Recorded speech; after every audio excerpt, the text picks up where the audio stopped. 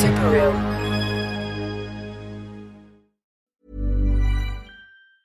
Make this Valentine's Day one she'll remember forever with an engagement ring from JamesAllen.com. James Allen knows each love story is unique. That's why they make it easy to custom design engagement rings at up to half the price of a traditional jeweler. Choose from tons of conflict-free diamonds, both natural and lab-grown, then pick your ring setting and metal. Shop the James Allen Valentine's Day sale and get 25% off with promo code ACAST. That's 25% off at JamesAllen.com, promo code ACAST. Ryan Reynolds here from Mint Mobile. I'm proud to offer premium wireless for just $15 a month. And I'm proud that we have thousands of 5-star reviews from customers like Dan D. in New York, who writes, "I am satisfied customer. How can this only be $15? He wrote it in all caps. I needed you to feel it like he feels it. I hope I did that justice, Dan. And I hope that you try Mint too at mintmobile.com/switch. Upfront payment of $45 for 3 months required. New subscribers only. Renew for 12 months to lock in savings. Additional taxes, fees, and restrictions apply. See mintmobile.com.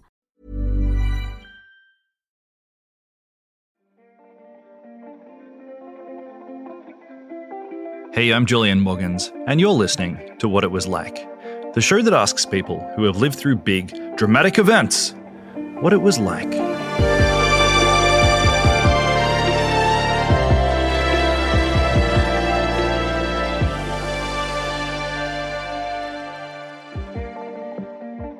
Today's story takes us to Accomack County in rural Virginia. I want you to imagine this thin peninsula of land protruding from the Atlantic coast. It's like this little finger of farmland, with the state of Maryland to the north, Virginia Beach is down the south, and then there's water on both sides. And then there's just this one highway down the middle, and there's lots of abandoned houses. The area is full of abandoned houses because Accomack used to be the richest rural county in the US. But now it's poor, so it's dotted with hundreds, probably thousands of abandoned farmhouses. And our story takes place in 2012, 10 years ago, when these farmhouses started burning down. It started on November 12, when a total of 7 fires were reported in a 24-hour period. And then it didn't stop. Over the next 5 months, there were almost 80 fires deliberately lit across the county. Most of them were empty buildings, but there was also a billboard. There was a pile of tires.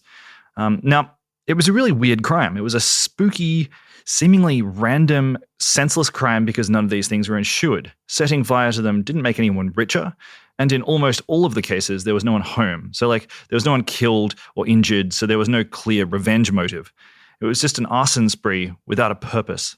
And the community was kind of spooked. If you hunt around Facebook, you can still find a few community groups from this period.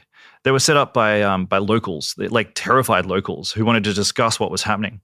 And it was basically people talking about various conspiracy theories. Lots of people thought the government was setting fire to the houses from drones. A few people saw a kind of religious end of days element to it. There was at least one vigilante group set up to keep watch on abandoned houses that might become targets.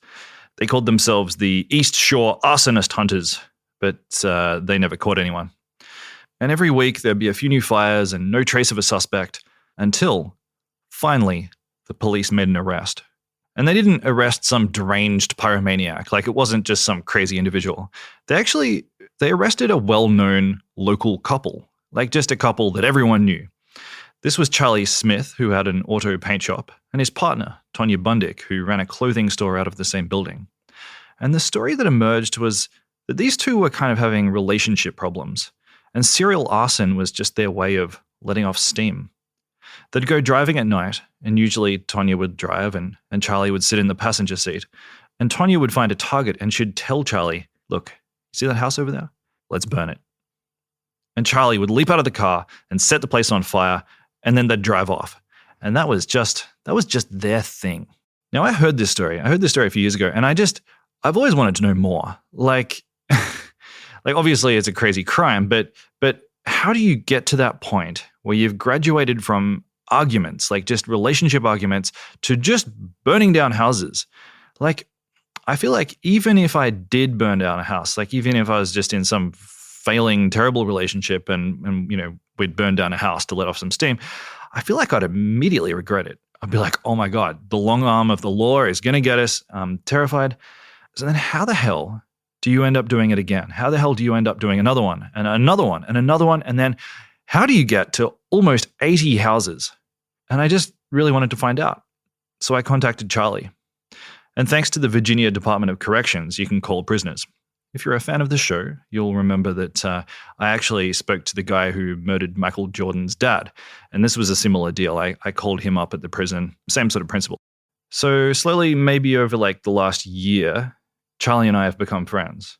And he's agreed to tell me his story, like the whole story, from how he and Tonya met to how they fell in love to how they started burning down houses. And to be clear, I contacted Tonya too, and I asked for her side of the story, but she refused. So we're only hearing from Charlie. And I'm just highlighting that because, let's be honest, almost no one in the world gives an objective evaluation of their ex-partner, especially when you both went to jail, right? So I just want to highlight that we should take Charlie's assessments of Tonya with maybe a grain of salt. So without further ado, here is Charlie Smith.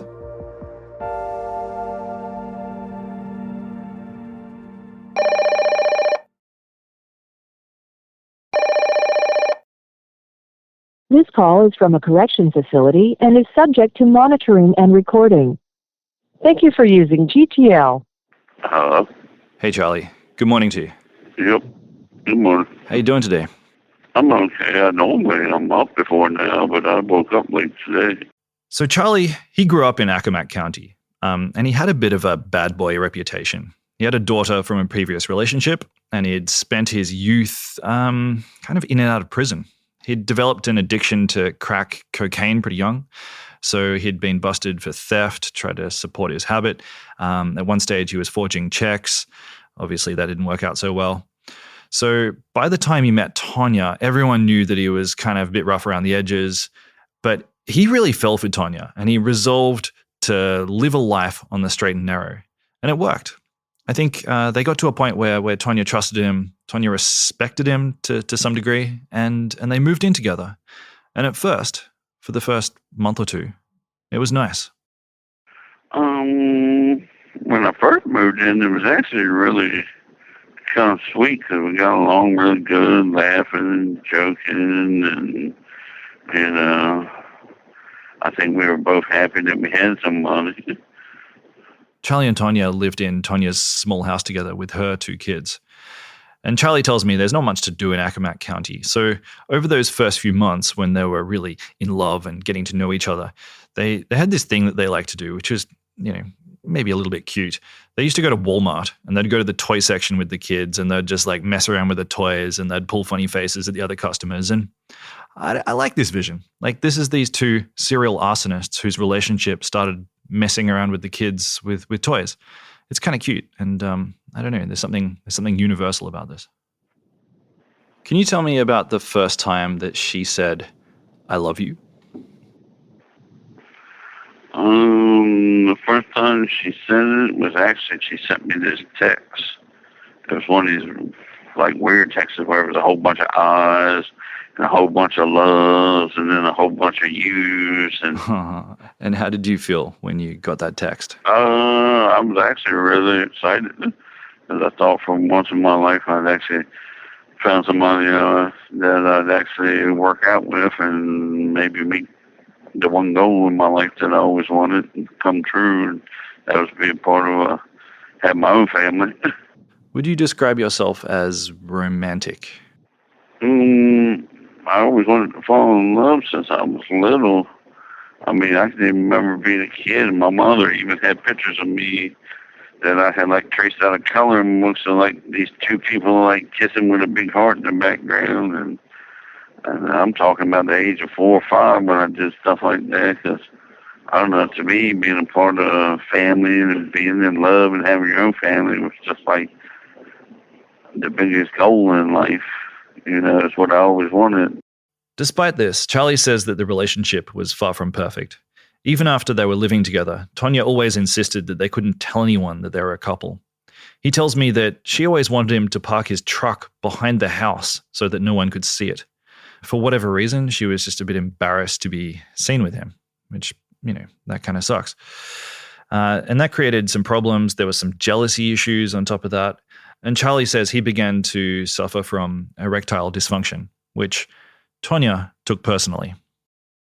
she kept telling me that it didn't make no damn sense because here she was, this beautiful woman. Even if I didn't like her, I should still be able to have sex with her. And she was too good looking. She could do bad on her own. She could go screw any guy. So I literally just got to the point that I wouldn't even speak. I would go days without speaking. So, which I think she really hated that. I almost think she hated that worse than arguing. Charlie says that Tonya was also in a pretty bad place. One of her sons had a learning difficulty, and she pulled him out of school to look after him herself. And it was about this time, a little bit over a year into their relationship, that they started going out driving at night. Sometimes we'd ride around and just talk about what was going on, and, it seemed to do her some good. And then one night, they were out driving, and something happened. Something that changed everything about their relationship. We had to be riding around this back road one night, and out of the blue, she stopped the car and told me to get out and burn this house down. And I was like, huh? She's like, yeah, burn this house down. Whoa, okay. Let's slow this one down. Can you set the scene for me? What did the house look like? It was this old, beat up, 2-story home that sat like in the middle of a field with grass growing all up and trash all over the place. And I mean, hell, the grass came up almost to my shoulders, or weeds or bushes, whatever it was. They drove past, and Charlie thought she was joking, but then she circled back and pulled over, and she told him to get out and burn the house down. I got out, and I was like, what the hell? I kind of walked up to the house, and I can't remember. It's been so long now. I think I walked inside the house, but I had no intention of burning the place at all. And next thing I know, she called me and wanted to know if I'd done it, and I'm still kind of thinking this might be a joke. And I told her, yeah, I'd done it, which I actually had never done nothing. And I got in the car when she started to pick me up, and it was weird. She went from like being sad into being like the weight was lifted off of her shoulders, so she was like somewhat happy. Charlie says Tonya was happy because she thought that he'd actually lit the place on fire. But when they drove past, she was annoyed to discover that he'd lied to her. So she stopped the car. She said, leave it to a man to do a woman's work. And she got out of the car and told me to drive down the street and come back. And I still didn't totally believe it, but I drove her car down the street, and when I came back, there was freaking flames shooting down the back of this place like you wouldn't even believe. I was like, oh my God. Can you describe the fire? Well, I believe she set it on the back porch, and I mean, it was literally just flames shooting up. They weren't fully engulfed, but the back porch went up pretty quick, and that was fully engulfed. But she jumped back in the car, and she was just laughing, and I mean, it was like she didn't have a problem in the world. And how did you feel in that moment? I can't say that there was fear there, but it wasn't fear of the fire. It was just fear of, I can't believe this just happened. What the hell? So what did you do? Basically when she got in the car, I just hit the gas and home we went. What was the mood like on the way home? She was just like a chatterbox after that, but I just remember thinking to myself, what the hell have I got myself into? I asked Charlie if he'd ever seen another indication that Tonya was into lighting fires, like if there was any history of pyromania there. And he said that actually, maybe there was. You know what? That's kind of weird. Nobody's ever asked me that, and I just kind of thought about that you asked me that question. We did have a burn barrel behind our house, and she did used to do some really stupid stuff with it and thought that it was the greatest thing in the world, because she would take like hairspray and aerosol cans and throw in these burn barrels just to watch these damn things blow up. That's weird, because I never thought about that until just now. The day after that first house fire, Charlie said that he went to work, like always, and then when he got home, they went out driving again. They lit several more houses on fire that night, and the local papers claimed that it was a total of 7 houses over 24 hours. But when I ask Charlie about this, when I ask for a specific number, he kind of gets a bit cagey, and he says it was less than that. He says that he can't properly remember the details. I can't recall the fires right after that without seeing some paperwork or something like that. I mean, if I see pictures of the houses, I'd be able to tell you word for word, but I do remember there was like 2 or 3 houses set on fire that following night. He says that they went out the night after that too, and for the first time in months, there were less fights. They felt closer. Tonya was a little bit calmer. And as they did it more, a little routine developed. We went out driving because that was a normal thing. And she would just tell me to stop, and that's when she would burn down this place or that place or set this or that on fire. And I actually, in the beginning, although I was driving, in the beginning I refused to have any parts of it. Although it had gotten to the point that I was afraid she was going to end up killing somebody, and that's sort of how I originally started getting involved, because it would happen, she'd pick out where she was going to burn, and then I got so nervous because she was just going in there lighting the place. All I could think was there was going to be a homeless person in there, and she weren't going to check, so it basically worked out in the beginning. I would actually go in, search the house, and then she'd go in later and burn it. We're going to take a quick ad break here, and we'll be right back with more What It Was Like.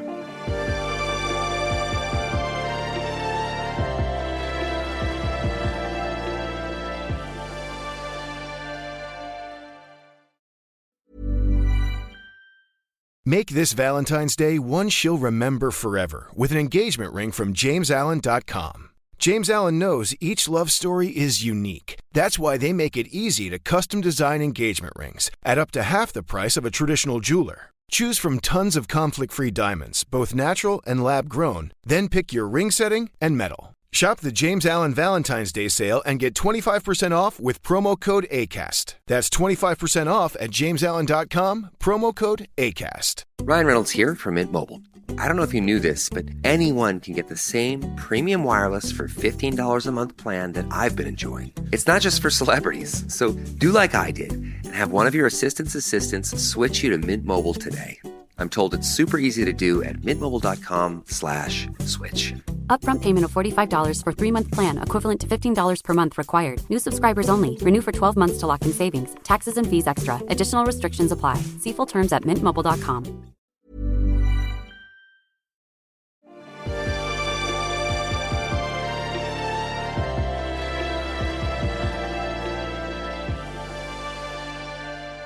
Charlie, I got to ask the big question here, and I think that is, it's why. Like, you're framing this in a way that suggests you didn't enjoy it. So then, why did she enjoy it? Did you ever ask her just like, hey, why are we doing this? I honestly can't remember if I asked her why we were doing this or not, because that's actually everybody always asks me the same question, and it's like I tell everybody, it's like if I had one question I could ask her that she had to answer honestly, it'd be why did we do it, because I don't know the reasoning behind why we did it, because all I can do is guess. To me, it didn't make sense. I remember her telling me basically it was just harmless fun for real, and they were all old, abandoned, run-down houses anyway. Do you think that there was anything in her past that made her want to do this? There's a chance that she had an abusive childhood. I think she was abused as far as being beaten all the time by her father, but I could be wrong about that. At this point, Charlie actually admitted that he knew that Tonya set her childhood home on fire, but he thought it was an accident. He said that it was always her job to empty her dad's ashtrays, and one day there was a smoldering cigarette in the ashtray and it set the bin on fire, which set the house on fire. And he says that her dad beat her up pretty bad for that, but she never really told Charlie the full story. I never was able to figure that out about her, because she'd start telling me stuff, and then it was like she'd go quiet instead of telling the whole story. She'd say that nothing happened, but I was never sure about that. Can you tell me more about how this became normal in your house? Like walk me through it. So I'm assuming that you'd get home from work, and then you guys would go out? Yeah, that is basically how it went down. I'd just come home from work, and she'd want to go out riding. to get a break from the kids, and that's how it always started. So she'd just say, let's go burn some houses. Yeah. Eventually, I mean, not in the very beginning that how I remember it, but eventually, yeah, we're going to burn a house down. But then it turned out to be a pretty normal thing on her burning something down. I said earlier that they burned down nearly 80 buildings, and but the official number is like 76 or maybe it's 77. It's a little bit unclear because some of the fires went out. They didn't actually catch on properly, and a lot of the things weren't actually buildings. But all through this period, the single biggest fire that Charlie and Tonya lit was in an old motel called the Whispering Pines. And it was kind of a big deal because the Whispering Pines was like a bit of a local historical site. In the 1950s and 60s, it was this amazing motel with these neon signs out the front. And it was a favorite stop for families traveling along Route 13 between New York, heading to Florida for a vacation. And it used to have a AAA rated restaurant attached to it too. But by 2013, the place was derelict. And Charlie says it was actually the first target that he picked himself. It was supposed to be like my grand finale before her grand finale. It was supposed to be to basically close to the end of what was going on. And it used to be one of the most beautiful hotels, I think, anywhere, because presidents had actually stayed there back in the past. It was like one of the top dollar hotels around. But, over time, like everything, it just fell to pieces and nobody ever did nothing with it and turned into basically a big crack house. So how did you do it? There's a little side road right in front of it that goes to the highway. And basically, she parked there, and I went across there and went behind the place. And I went in through the back door where the restaurant used to be. And I basically went in there, and I went to the back. And there was like hundreds of old mattresses stacked up against the wall. Basically, I just took my lighter and I lit one of those mattresses and I took off running and got there and away we went. Did you ever feel bad burning down a historical building? I guess there was some sentimental value to some people, but I'll be honest, I don't know that I really thought about that part. I felt bad that we were actually doing it, period. So, all right, let's talk about the biggest question through all of this. If you say it was all Tonya's idea, why did you go along with it? I don't know. I think deep down somewhere inside of me, I still had feelings for her, and I knew she was going through a lot, and I wanted to help. And I don't know, a lot of nights I'd sit there and talk to her about how it needed to stop because, the kids were going to be the one that suffered. We were going to end up in prison, and I don't know. I just thought I could help her, and I don't know. I was just an idiot. I can't tell you nothing other than I was an idiot.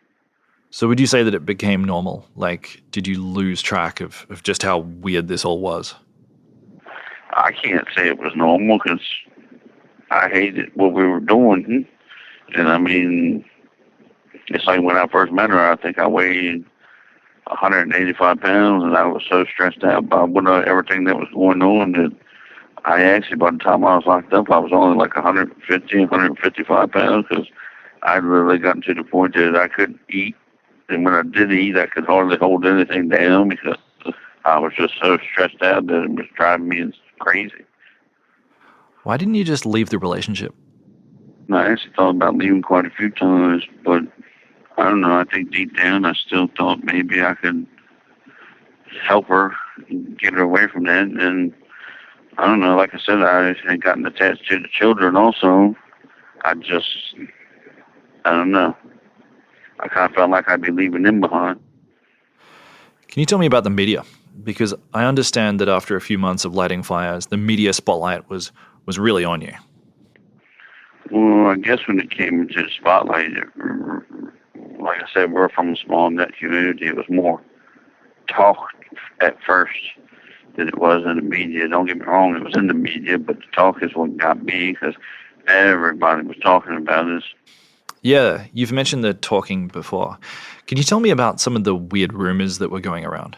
There was all kinds of crazy stories flying around at that time. They thought that I think the last part of the Bible was Revelations, if I remember right. They thought it was, a lot of people thought it was, the religious people thought it was the end of time, and fire was just sprouting up, and there was ghosts, and I mean, I'm lucky I didn't get caught when everybody was talking about it, because it was just one situation. I'd always change the subject, because I actually have friends that I almost admitted all this to one night. What happened? We were all standing there talking, and they were talking about, they actually got talking about Tanya about, excuse me for what I'm going to say, but they told me I needed to leave that bitch because my whole life and the type of person I was had completely just turned upside down, and that's when all of a sudden, I can't remember exactly what was said, but they said something, and I was like, if you only knew what this bitch had me doing. By then, they were actually talking about the fires, and as soon as I said that, I just stopped talking, and they were like, what are you talking about? And they never put two and two together, and once I was locked up, I ended up getting in touch with them again. They were like, dude, that day out there at our shop, when you said this, is what you were getting ready to tell us, weren't you? And I was like, yeah, that's exactly what I was getting ready to do. As I said at the start of the show, the arson spree went for about 5 months.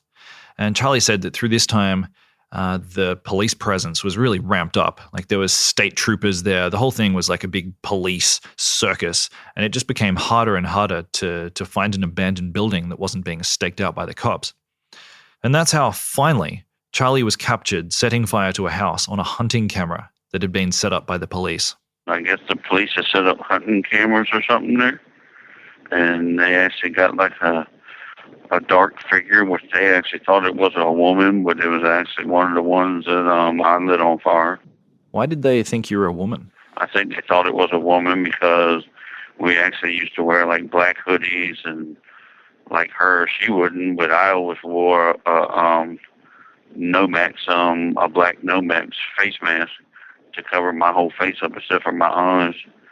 And basically what I would do was I'd probably put on like 6 or 7 different shirts underneath my hoodie, so that way I looked like I was even bigger than what I was. And I guess they thought it was a woman because it kind of looked like, I guess where I had so many shirts on, it looked like almost like I had boobs.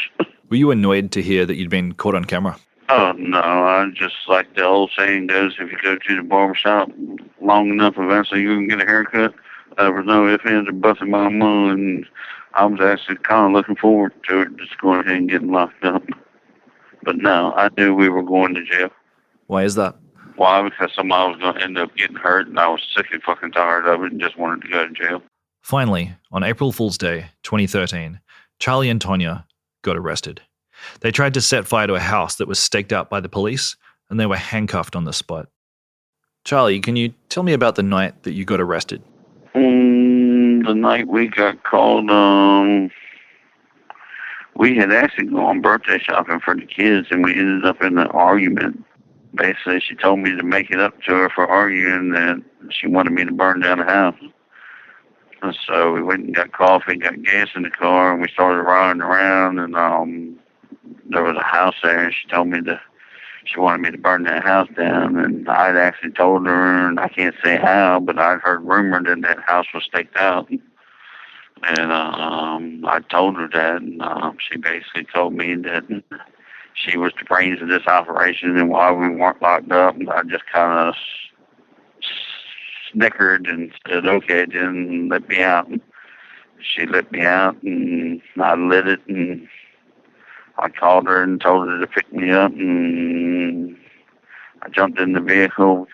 We turned left on the highway, and I don't even think we made the full turn before cops come out of the woodworks. There were blue lights everywhere, and she basically looked at me and had the nerve to say, what's going on? And I don't know why. I guess I had a lot of my emotion with laughter, and I just busted out laughing. I think it's the first time I ever cussed her. I was like, we're going to prison, bitch. See ya. And got out of the car with my hands up. Were you scared? Hell no, I weren't scared. I mean, I didn't like the fact that I was going to prison, but it's weird. I actually felt relieved. I don't know. I just felt like a big burden was lifted off of my shoulders that I didn't have to worry about nobody else getting hurt. I didn't have to worry about the fire department getting hurt. I was more worried now about, how this is going to look on my family, and because I come from a really good family, and I've let them down so many times in the past that I don't know. And then my daughter, thinking about not really seeing her because she's a strong point in my life, which I basically kept her away from me the whole time all this stuff was going on. So how did they handcuff you?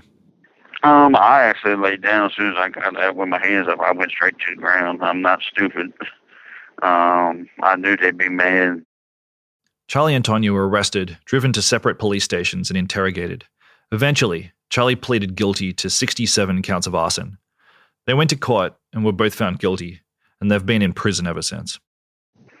I ended up with 15 years in prison. After everything went down, the case, I ended up with 15 years.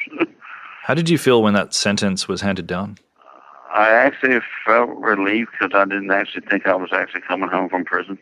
I thought they were going to give me like so much time on each charge and run them separately, and that I just weren't ever coming home from prison.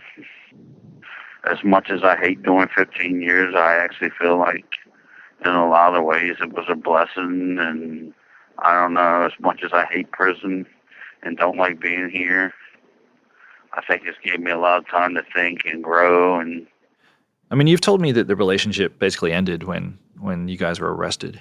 But did you ever talk to Tonya again? There were some phone calls while she was out on bond. I don't know. I'll be honest. I really just rather not talk about none of that. I'm pretty sure how I felt about her. I'll be honest. As far as it being in the relationship, that relationship was over before, not just long after it got started. We were just together. It was weird because although I think I was over and I was glad the relationship was basically over, but I don't know. I'm one of these ones that don't like being alone, so I guess I kind of still miss being with actually someone as stupid as that might sound. So it's been 10 years since this all happened. When you look back at the whole thing, how do you feel? Probably the same way I did back then. I feel ashamed of what I've done. I felt like I wasn't much of a man because I should have stepped up and basically told her to go to hell, and I didn't. I don't know. I felt like I should have been more of a man, I do accept responsibility for my actions, and I'm very sorry that they happened, and hopefully one of these days somebody will see my story and maybe they'll keep them from doing something stupid like I've done. I just want to say at this point that I'm aware I've provided this platform for Charlie to tell his story. And his story is really critical of his ex-partner. He basically blames her for coming up with the idea and then kind of pushing him into it. And he makes it sound as though he didn't really have a choice, or that she somehow manipulated his world to such an extent where he kind of just had to do it. So I just want to say that I'm aware of this. But I've decided to run this story anyway, just because, well, first of all, it's a pretty wild story. And second, because, I don't know, I'm going to be honest here. I like Charlie. He's pretty straight up. He's self-reflective. He admits his own flaws. I've interviewed a lot of criminals or people who have been in trouble with the law before, and they're usually a pretty slimy bunch. They really try to excuse themselves, and they've come up with 10,000 reasons why it was actually someone else who's responsible. And Charlie doesn't do that. He's just straight up like, I lit the fire. I should have been stronger. I'm an idiot. I find that kind of endearing.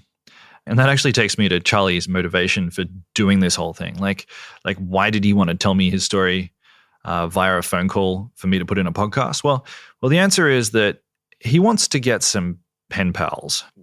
So he actually asked me if he could include his postal details at some point in this show, so that listeners, if you want to, if you'd like to, you're welcome to send Charlie a letter. So, here he is. Here's what he says. Okay. I guess one of the things I wanted to say is that if anybody has any questions for me or maybe they just want to be friends, because Lord knows it's hard to keep friends in prison. Feel free to contact me, you can write me a letter, which you can write me at Charles Smith, 1043252, KMCC, P.O. Box 860, Oakwood, OAKWOOD, Virginia, 24631. So if you got any questions or just want to be friends, feel free to contact me. Thanks, Charlie. And I think we're going to finish here. But is there one last thing that you'd like anyone listening to take home from this? I guess if anybody takes anything away from my story, is that if you're letting somebody else lead your life basically like I did, I'm telling you now, it's not worth it. You need to think for yourself, or if you're in a bad relationship, you need to get out of that bad relationship and, be yourself and find real happiness, and not do stuff that other people want you to do just because they want you to do it. You need to only do things because you want to do it.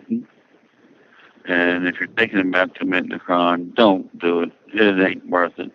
I'm telling you now, the whole prison life sucks. I mean, it's just horrible. I mean, just, if you're thinking about doing something stupid, don't do it. Think twice. If you think life's bad, try to find something positive to concentrate on, because life is worth it. I just want to finish off by acknowledging that I first heard about this story via a book by the American journalist and author Monica Hess. She wrote an incredible 2017 book on the case called American Fire, Love, Arson, and Life in a Vanishing Land. It's a great read, and there's got all these amazing details that we didn't have time for today. So I'd highly recommend go to Amazon, go to Goodreads, whatever it is, just get yourself a copy of this book. Buy it. Also, if you've enjoyed this show, my show, you should rate it. Both Apple and Spotify have got this star rating system. If you just scroll down a bit, you'll see there's 5 stars. You can punch in whatever you think that the show is worth. Give us 5 stars, of course, 4.5 if you're feeling less than generous. Whatever you think is fair and right, I'll take it. Thank you very much. If you've enjoyed today's episode and you're thinking, hey, I've got a story that's kind of similar, or, certainly something that's interesting, please get in touch. I'd love to hear your story suggestions. I just like hearing a bit of feedback. I'm Julian Morgans on Instagram, or Morgans Julian on Twitter, assuming Twitter survives, and we'd love to hear from you. Today's episode was produced by Rachel Tuffrey. It was edited and mixed by Jimmy Saunders, who also did our theme music. Our cover art is by Naomi Lee Beveridge, and this whole thing has been a Super Real production.